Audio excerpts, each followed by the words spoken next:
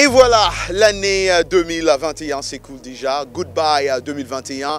Bienvenue 2022. Mais on ne doit pas oublier les bons et les mauvais souvenirs de l'année dernière, l'année 2021. C'est pourquoi on a toujours l'habitude dans cette émission de parler de rétrospective de l'année dernière. Et cette année, on vous parle de l'année 2021. Il y a eu beaucoup de bonnes nouvelles, mais aussi de mauvaises nouvelles.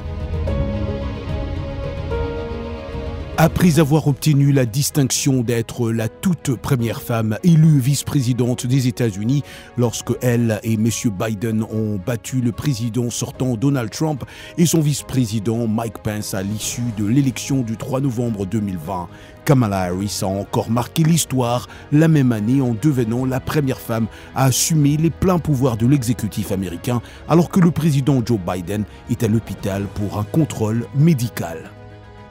On se souviendra du carnet noir pour le 7e art. Un lundi 6 septembre 2021, l'avocat de Jean-Paul Belmondo annonçait la mort de l'acteur. Ce dernier, très fatigué depuis quelque temps, s'est éteint tranquillement à l'âge de 88 ans.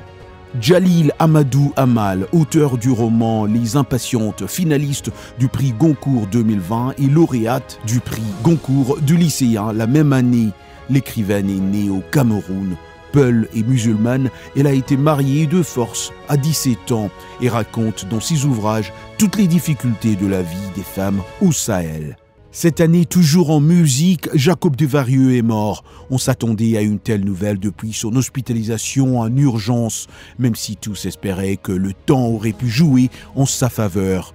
Mais le leader du groupe Kassav, dont l'état de santé était considéré comme très grave, n'a pas survécu à cette infection. Le célèbre journaliste, animateur et producteur Amobe Mevege, décédé un certain mercredi 8 septembre à l'âge de 52 ans. Il avait présenté le magazine Africanité sur TV5 Monde. Amobe était aussi chroniqueur pour 300 millions de critiques.